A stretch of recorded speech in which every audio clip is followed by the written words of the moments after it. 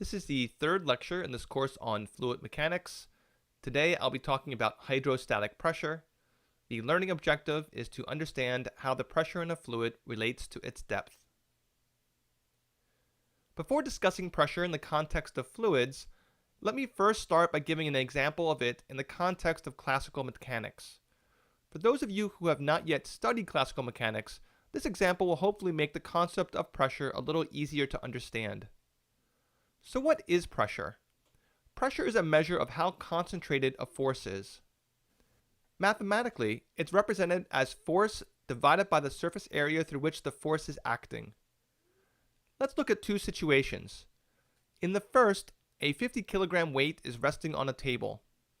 In the second, a 50 kilogram weight is resting on a small wooden block of negligible mass, which is then resting on a table. The force on the table caused by the object's weight is 50 kilograms times 9.8 meters per second squared, or 490 newtons. This will be the same in both situations. However, in the left side example, that force is distributed to the table over the relatively large surface area of the bottom surface of the weight itself, and thus the pressure on the table will be relatively low. While in the right-hand example, the force is distributed through the much smaller surface area of the block, and thus the pressure on the table will be relatively high. In fluid mechanics, instead of one solid object imparting pressure against another solid object, we have a fluid imparting pressure against a solid. But the concept of a force per unit area is the same. When talking about fluids, there are a number of different types of pressure that one can discuss. The most fundamental and important of these is something called the hydrostatic pressure. This is the pressure present within the fluid when it's at rest. It acts equally in all directions, and it acts at a right angle to any surface that is in contact with the fluid. So if we have a glass of water, at a given level within the water, the hydrostatic pressure, which is a result of the weight of fluid above it, acts on the side of the glass equally in all directions. Since pressure is the force divided by area, if the pressure was somehow unequal, it would mean the forces on the glass were unequal, which would consequently result in the glass of water moving. And of course we know that a glass of water at rest does not start to slide laterally on its own.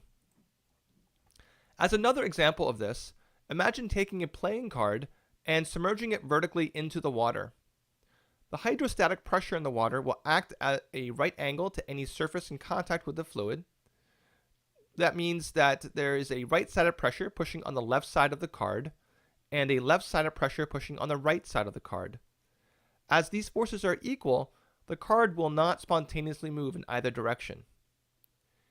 Keep in mind, however, that just because there is no net lateral force on the card caused by the hydrostatic pressure does not mean there is no net force of any kind on it. From the last lesson, we know that there is still the card's weight and the card's buoyancy. So unless the card is exactly the same density as water, it will still move either up or down within the water once released. Is there any way to quantify the hydrostatic pressure? Common experience might tell us that the pressure in fluid increases at increasing depth. For example, when you jump into a deep swimming pool, if you've ever dived deep down underwater, you've probably felt the pressure increasing as you go down deeper and deeper. Quantitatively, this pressure increase can be calculated with this equation. The difference in pressure between 2 points is equal to the density of the fluid times little g times the difference in vertical height between the 2 points. In the case of the glass of water here, if we were interested in the pressure at the bottom, the 2 points we would use would be its bottom and top. The pressure at the top is equal to atmospheric pressure, and the difference in vertical height is just the depth of the water. To refer back to the last lesson on Archimedes' principle and buoyancy, some of you might realize that the buoyant force on a submerged object, which we said was equal to density of the fluid times volume of the displaced fluid times g, is simply a manifestation of the difference in hydrostatic pressure that's acting upwards on the bottom side of the object and the hydrostatic pressure that's acting downwards on the top side of the object. An interesting consequence of this hydrostatic pressure equation, which may or may not be immediately obvious, is that the pressure at any given depth is independent of the shape of the container or the path that the pressure must be transmitted along. For example, I could have a collection of rare and exotic jellyfish that I want to display in my home, but to highlight their uniqueness, maybe I want to build an equally unique aquarium system in which to house them. If I wanted to know what the maximum water pressure was at the bottom of the system of tanks, the only thing that would matter is the total vertical distance between the top and bottom. The shape of the tanks, the volume of the tanks, the width and length of the connecting tubes are all irrelevant. Also notice that the lower tank needs a sealed lid. If the lid was not there, the weight of the water in the upper tank would cause the lower tank to overflow. This is an example of a principle frequently paraphrased that fluids at rest seek their own level. This means the surface of any fluid at rest will have the same height above the surface of the Earth at all points. Let's look at a quantitative, real-world example of hydrostatic pressure. We have a house at the bottom of a hill, which gets its water supply from an open, unpressurized water tank at the top of the hill. The water tank is 4 meters high and full, and the base of the tank is 50 meters above the level of the house's faucet. Given these distances, what is the house's water pressure? As we just reviewed, the pressure difference between 2 points within a fluid system is the density of the fluid times g times the total difference in height between those 2 points. So we have the water pressure in the house's faucet minus the water pressure at the very top of the tank, which if the tank is open and unpressurized, is equal to atmospheric pressure. This equals 1,000 kilograms per cubic meter times 9.8 meters per second squared times the total height of 54 meters.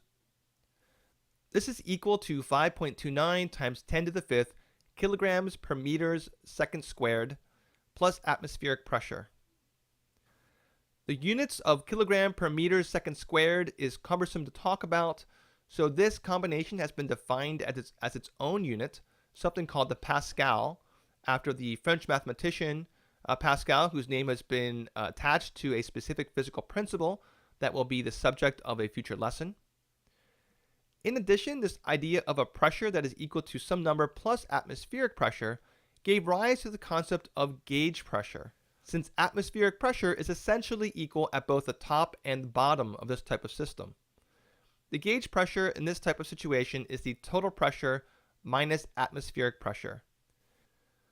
When people refer to the term pressure in most everyday situations, such as discussing their home's water pressure, whether or not they realize it, the gauge pressure is often to what they are actually referring. That's an introduction to the concept of hydrostatic pressure. The next lesson will review some of its applications in medicine.